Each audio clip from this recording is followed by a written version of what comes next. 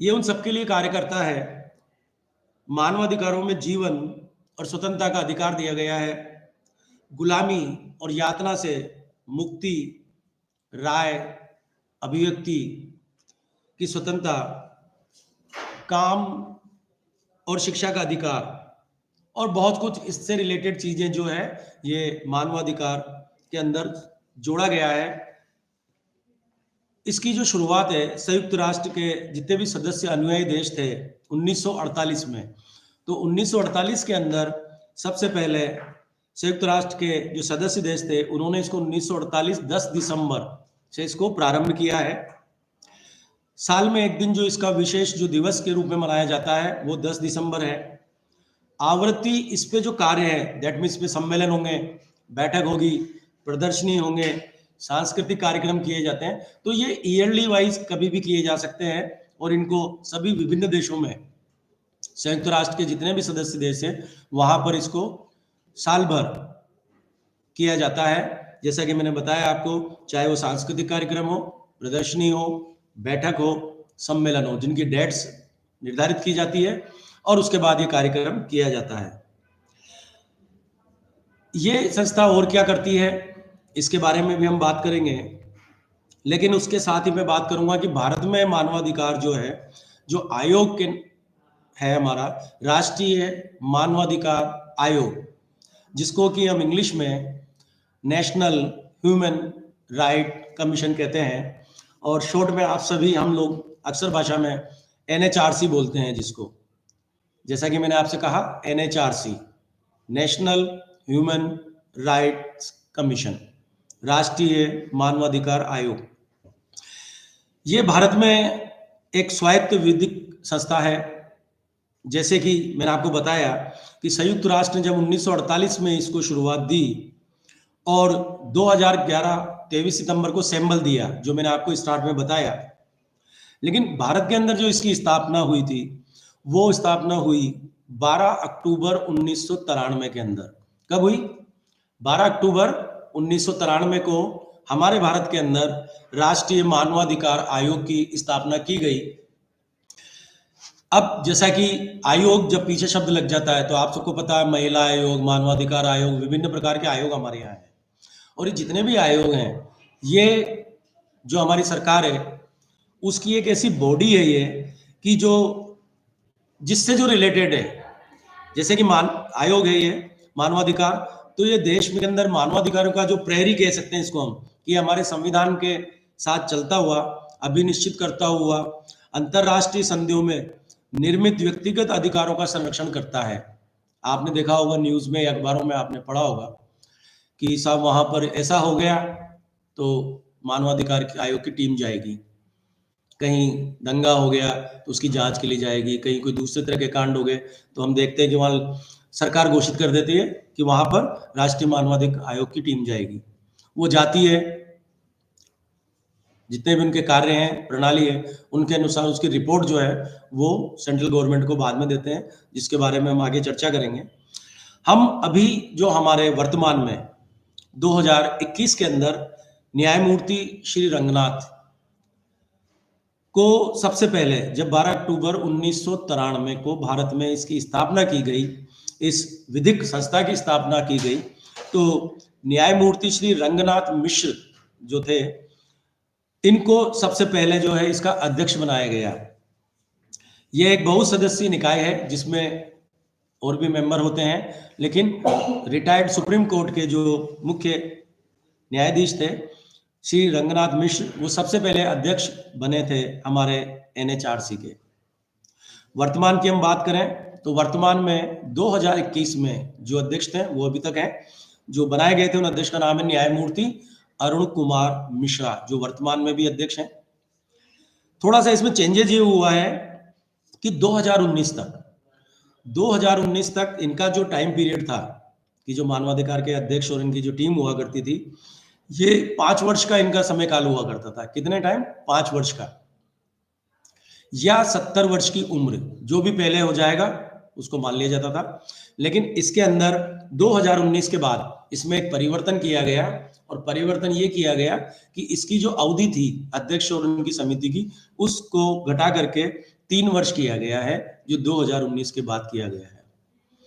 अब अध्यक्ष और इनके सदस्यों की जो टाइम पीरियड है वो 3 वर्ष का है, या 70 वर्ष की उम्र जो भी पहले हो जाएगी वो इसके बोर्ड के जो हमारे NHRC है, नेशनल ह्यूमन राइट्स कमीशन, राष्ट्रीय मानवाधिकार आयोग, उसके सदस्य रहेंगे। और अब बात आती है कि जब इसके अध्यक्ष और सदस्य होते हैं तो इनकी साहब नियुक्ति कौन करता है? तो चूंकि इस अध्यक्ष और सदस्य की नियुक्ति हमारे यहाँ पर सर्वोच्च प्राथमिकता प्राप्त राष्ट्रपति महोदय द्वारा एक गठित समिति होती है, वो समिति जब अपनी रिपोर्ट देती है तो उसके आधार पर इसके अध्यक्ष और सदस्यों को चुना जाता है। हमारे यहाँ गठन करने से पूर्व जब इसको गठन किया गया तो किस तरह से किया गया, कहाँ से रूल्स रेवोल्यूशन लिए गए, कहाँ से इसकी सारी चीजें ली गई। जैसे कि जब हमारा संविधान बना तो अलग अलग देशों के संविधान की चर्चा की गई, उनकी परीक्षण किया गया और उनके बाद उसको एक संविधान का रूप दिया गया था। तो ठीक इसी तरह से राष्ट्रीय मानवाधिकार आयोग का गठन अक्टूबर 1991 में पेरिस में आयोजित पहली अंतरराष्ट्रीय कार्यशाला से अंगीकृत किया गया। मैं फिर रिपीट कर रहा हूं, हमारा जो राष्ट्रीय मानवाधिकार आयोग जो भारत में बना 1993 में, तो उसको जो बनाया गया आयोग, तो उसके लिए जो भी अंगीकृत हमने किया है कि आयोग को किस तरह से बनाया जाएगा, तो वो अक्टूबर 1991 में पेरिस में जब इंटरनेशनल लेवल पर इसको राष्ट्रीय मानवाधिकार को बनाने के लिए हमने वहां से उसके जो अंगीकृत किए सारे कार्यशाला जो हुई थी, वहां से हमने रूल्स रेवोल्यूशन सारे उठाए वहां से।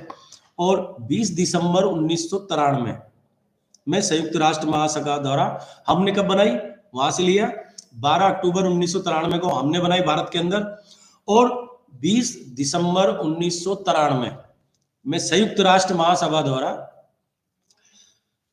हमारा जो संकल्प था उसको 48/134 मतलब 134 देशों के अंदर उस टाइम पर हम जो इसके मेंबर थे उसमें हमने 48 में हम ऐसे थे जिन्होंने कि हमने अपना अपना आयोग बनाया, हमारे अधिकारों को उसमें अंगीकृत किया और के रूप में हमको समर्थित किया गया। तो संयुक्त राष्ट्र के द्वारा हमारे को 20 दिसंबर 1993 को जो है 48/134 पर हमें जो है समर्थन किया गया हमारी इस आयोग को, जिसका नाम राष्ट्रीय मानवाधिकार आयोग है। हमारी जो अगर इसको हम समराइज करें कि साहब हमारी संस्था की जानकारी है, आप लोग जो साथ में मेरे साथी जुड़े हुए हैं, अगर आपके पास पेन कॉपी है तो मैं चाहूंगा कि आप ये कुछ चीजें बातें जो मैं आपको बताना चाहता हूँ, एक बहुत शॉर्ट समरी है, हम लोगों को पता होना चाहिए ताकि हम स्कूल में अपने बच्चों को बता सकें कि ये कौन सी बॉडी है, कौन सा आयोग है और ये किस तरह से कार्य करता है। तो आप लिख सकते हैं कि ये जानकारी के रूप में आपके लिए भी और स्कूल में बच्चों के लिए भी काफी उपयोगी है। इसकी स्थापना राष्ट्रीय मानवाधिकार आयोग की स्थापना जैसा कि मैंने आपको बताया 12 अक्टूबर 1993 इसकी स्थापना हुई। इसका जो वैधानिक व्यक्तित्व है कि भई ये किस तरह की बॉडी है, तो ये सरकारी संस्था है, एक तरह से क्या है, सरकारी संस्था है। ये वैधानिक इसका व्यक्तित्व है कि ये सरकारी संस्था है। संघीय संस्था अधिकार क्षेत्र इसका क्या रहेगा, जैसा कि हम जानते हैं कि ये हमारे भारत इसका संघीय क्षेत्र है, तो पूरे भारत जो है इसका संघीय क्षेत्र रहेगा। सामान्य प्रवृत्ति इस आयोग की क्या है, अगर ये बात की जाए तो सामान्य प्रवृत्ति जो इस आयोग की है वो federal law enforcement, that means ये नागरिक संस्था है। कहने का मतलब ये है कि ये नागरिक संस्था है। इस संस्था को मुख्यालय कहाँ पर है, तो हमारे भारत में अक्सर जितने भी मुख्यालय हैं हम सब जानते हैं कि वो न्यू दिल्ली में स्थित है। तो इसका जो मुख्यालय है वो नई दिल्ली में स्थित है।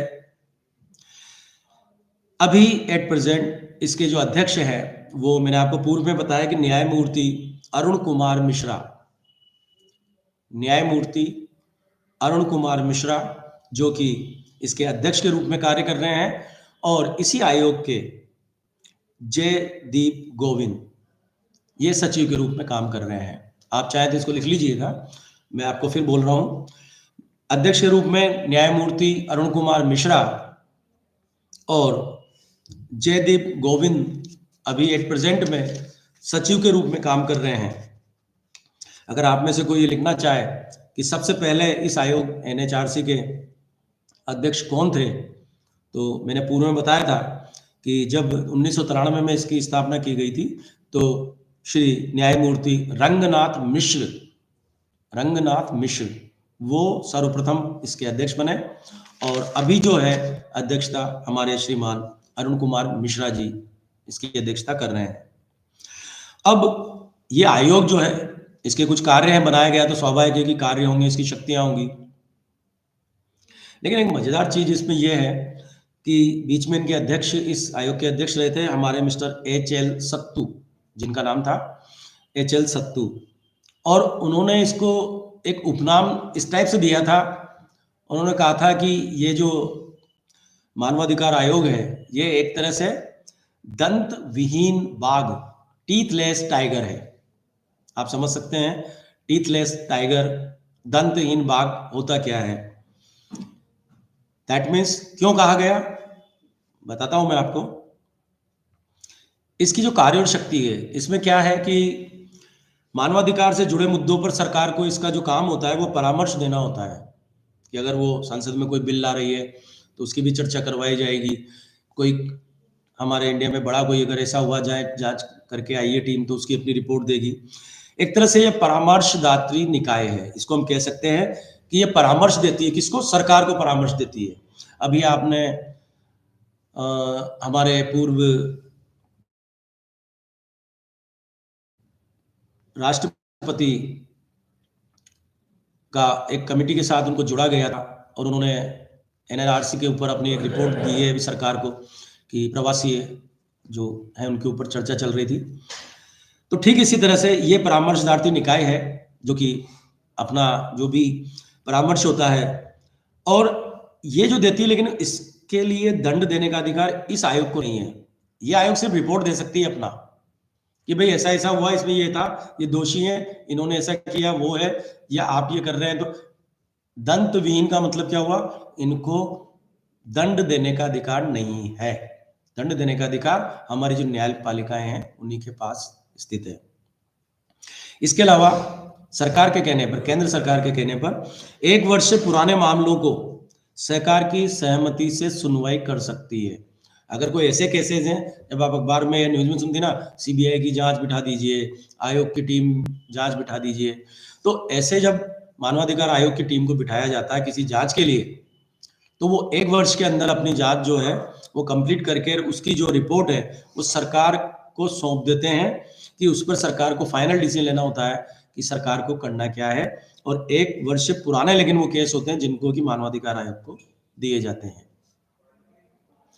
साथियों, जैसा कि इसको कुछ शक्तियां दी है, तो वो जो लोक न्यायालय की शक्तियां प्राप्त होती है इसको, अगर कोर्ट में अपन देखते हैं कि लोक अदालत लग रही है, ये लग रहा, तो लोक न्यायालय की जो शक्तियां होती है वो ही हमारे राष्ट्रीय मानवाधिकार आयोग को शक्तियां प्रदान की गई है। अब जब पूरी रिपोर्ट होती है तो ये किसको सौंपे? तो मैंने आपको स्टार्ट में बताया था कि इनको स्थापित जो किया जाता है, तो राष्ट्रपति की मनोनीत गठित जो टीम होती है वो एक अध्यक्ष, उपाध्यक्ष और सदस्य को गठित करते हैं। तो जो रिपोर्ट होती है वो रिपोर्ट भी राष्ट्रपति को ही सौंपी जाती है। जो भी इनकी रिपोर्ट होगी वो रिपोर्ट राष्ट्रपति जी को सौंप दी जाती है। इसके अलावा जो विशेष रिपोर्टें होती है वो भी राष्ट्रपति को सौंपी जाती है, और पूरे साल की रिपोर्ट जो राष्ट्रीय मानवाधिकार आयोग हमारा एनएचआरसी, ये अपनी पूरी साल की जो भी होती है पूरी रिपोर्ट जो है वो राष्ट्रपति को हमारे सौंपती है, कि हमारी पूरे साल में हमने क्या क्या कार्य किए और उन कार्य की रिपोर्ट इस प्रकार से है। पूरी विवेचना उनके द्वारा कहा जाता है। साथ ही मैं आपको बताना चाह रहा था कि जैसा मैंने कहा था कि टीथलेस टाइगर, तो वो शायद इसीलिए कि इनको दंड देने का अधिकार नहीं है। अब साथ ही बात हम संयुक्त राष्ट्र की भी इसके साथ ही करते हुए चलते हैं। तो जब हम साथ में बात करते चलते हैं, तो आपको पता है कि संयुक्त राष्ट्र के द्वारा जो है कई पुरस्कार दिए जाते हैं। उनमें से नोबेल शांति पुरस्कार है, ये भी सम्मानित संयुक्त राष्ट्र के द्वारा किया जाता है। इसके अंदर सक्रिय सरकारी और गैर सरकारी दोनों तरह की संस्थाएं जितनी भी है भी इसी दिन को मनाने के लिए विशेष कार्यक्रम करते हैं। ये मैंने आपको स्टार्ट में भी बताया था कि इंटरनेशनल लेवल पर 10 दिसंबर को, जो कि अंतर्राष्ट्रीय मानवाधिकार दिवस है, उस पर सरकारी और गैर सरकारी अंतर्राष्ट्रीय संस्थाएं जो है अपना बहुत भव्य प्रोग्राम करती हैं। कोई प्रदर्शनी करते हैं, कोई बैठक करते हैं, कोई सम्मेलन करते हैं, कोई सांस्कृतिक कार्यक्रम करते हैं।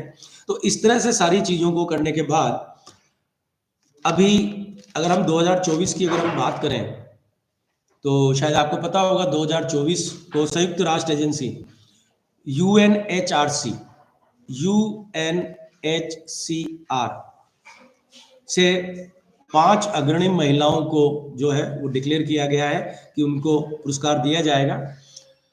अभी सिर्फ ये घोषित हुआ है कि 5 महिलाओं में एक तो नन होगी, एक कार्यकर्ता सामाजिक उद्यमी का होगा, एक स्वयंसेवी संस्था का होगा और राज्य विहीनता को समाप्त करने की वकालत करने वाली महिला को भी ये दिया जाएगा। तो संयुक्त राष्ट्र ने भी ये घोषणा करी थी कि इस टाइप के लोगों को भी 5 अग्रणी महिलाओं को भी वो पुरस्कृत करेंगे जिन्होंने कि अंतर्राष्ट्रीय मानवाधिकार आयोग के लिए विशेष कार्य किए हैं। साल ही आप सबको पता है कि 2024 का जो नोबेल शांति पुरस्कार है वो ऐसी ही एक संस्था को मिला है जो जापान की एक संस्था है, निहोन हिंडोक्यो। ये जापान का एक संगठन है। द्वितीय विश्व युद्ध के बाद, क्योंकि आप जानते हैं जापान में एटॉमिक पावर का यूज किया गया था उस टाइम पर, तो उसके बाद इन लोगों ने उन व्यक्तियों के लिए जो उससे अफेक्टेड थे, इस संस्था ने निहोन हिंडोक्यो, ये जापान की संस्था है जिसको कि 2024 का शांति नोबेल मिला है, इन्होंने उनके लिए बहुत वर्क किया है, उनको उनके अधिकार दिलाए हैं। जिस तरह के भी जापान में जनहानि हुई थी और उसके बाद जो पूरा परिवेश रहा, उसके लिए शुरू से ये संगठन काम कर रहा है और उनको 2024 के अंदर जाकर के सारे ये पुरस्कार, शांति पुरस्कार दिया गया है। ये पुरस्कार जब दिया जाता है तो जो हमारे आयोग की टीमें बनी हुई है उन्हीं की सिफारिश जब जाती है कि कौन पूरी दुनिया में किस तरह से क्या कार्य कर रहा है, उसी में फिर अंतर्राष्ट्रीय स्तर की जो संगठन पे हमारे बैठे हुए हैं वो समिति ये निर्णय लेती है कि किसको ये पुरस्कार देना चाहिए। मैंने, चूंकि आज हमारा मानवाधिकार आयोग से रिलेटेड आपका ये टॉपिक था, इस पे हमने जनरल आप लोगों से जो बात की उसको थोड़ा सा मैं वापस, जो लोग बाद में जुड़े हैं तो मैं उनको बता दूं वापस। मैंने सबसे पहले आपको यहाँ पर एक चिन्ह बताया था, ये अंतर्राष्ट्रीय स्तर का जो है मानवाधिकार आयोग का प्रतीक चिन्ह है। ये 23 सितंबर 2011 को न्यूयॉर्क में इसको फाइनल किया गया कि हाँ भाई ये चिन्ह रहेगा। इसके अलावा एक और मैं आपको बताना चाहता हूं, राष्ट्रीय मानव अधिकार आयोग जो कि हमारे भारत का है, ये नेशनल ह्यूमन राइट्स कमीशन जो है उसका ये सिंबल है, जो कि राष्ट्रीय मानव अधिकार आयोग का सिंबल है। ये अगर इस सिंबल को आप कहीं देखते हैं तो आप समझ जाइएगा कि ये NHRC का सिंबल है।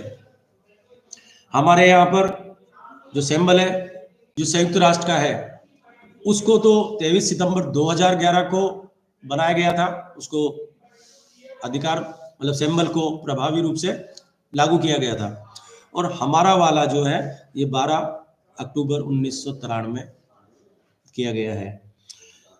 मैं सोचता हूँ कि जो आप लोगों से भी हम लोगों ने चर्चा की है कि मानवाधिकार दिवस के ऊपर, तो मैंने दोनों कोशिश करी है मेरी कि मैंने अंतर्राष्ट्रीय स्तर पर न्यूयॉर्क में जहाँ इसका स्थित मुख्यालय है, भारत में नई दिल्ली में स्थित इसका मुख्यालय है,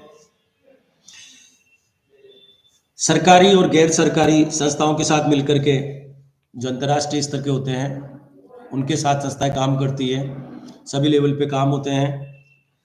उसके अंदर जाति, लिंग, राष्ट्रीयता, जातीयवाद, भाषा, धर्म, इनको कोई जगह नहीं दी जाती है। सबके लिए काम होता है, किसी विशेष के लिए नहीं। और उनके अधिकारों के प्रति सजग रहने वाली ये प्रहरी है, ये संगठन जो है। जहाँ भी इनकी ज़रूरत होती है, संगठन वहाँ पहुँचता है, अपनी रिपोर्ट बनाता है, अपने देश के राष्ट्रपति को सौंपता है। उसके अनुसार फिर सरकार, सेंट्रल गवर्नमेंट जो है, वो अपने डिसीजन लेती है, या क्या करना है, इस केस को कहाँ देना है। जैसा कि मैंने आपको बताया, अधिकार तो दिए हैं, लेकिन टीथलेस, दंत विहीन, दंड देने का अधिकार नहीं है इस आयोग को, या शायद दूसरे आयोगों को भी नहीं है। तो इस तरह से एक चर्चा मैंने आप लोगों के साथ जोड़ी है।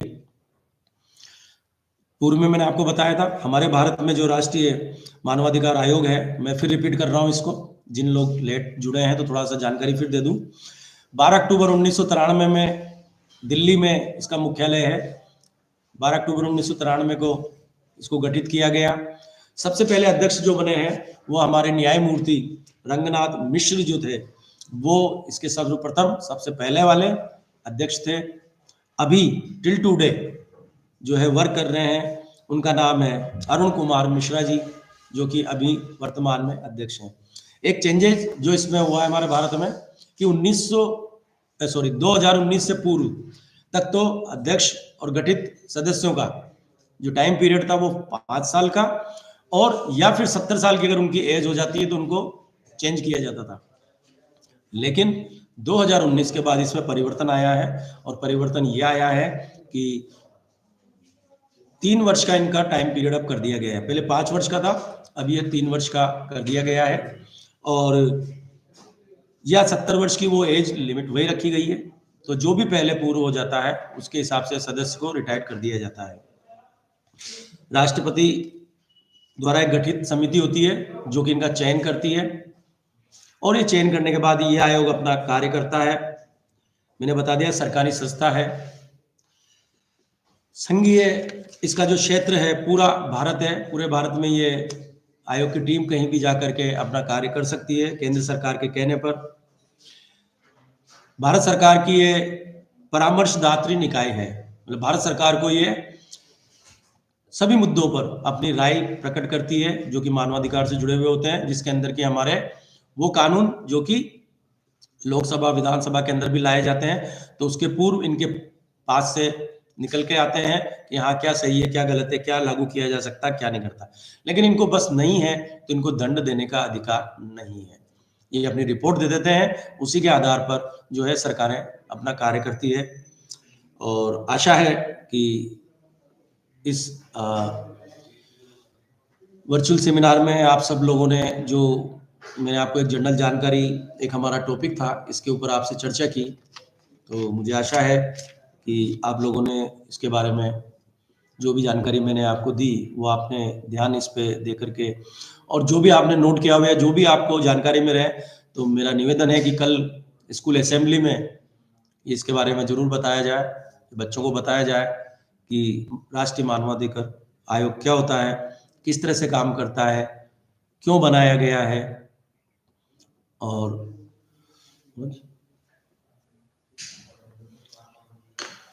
तो मैं मेरे साथी सहयोगी मेरे मनोज कुमार जी को बुलाना चाहूँगा कि वो आपसे इस परिचर्चा को जो है पटाक्षेप करें, और उसके लिए मैं अपने साथी मनोज जी को बुलाता हूँ। आप सभी का धन्यवाद जुड़ने के लिए। Thank you very much. धन्यवाद सर।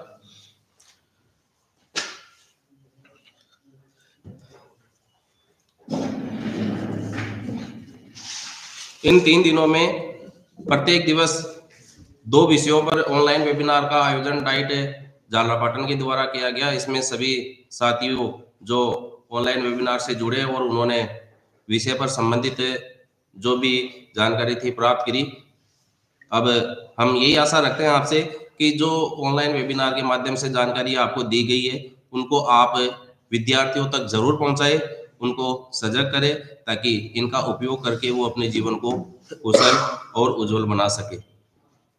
हम एक बार फिर पुनः आपका दिल से आभार प्रकट करते हैं कि आप ऑनलाइन वेबिनार से जुड़े।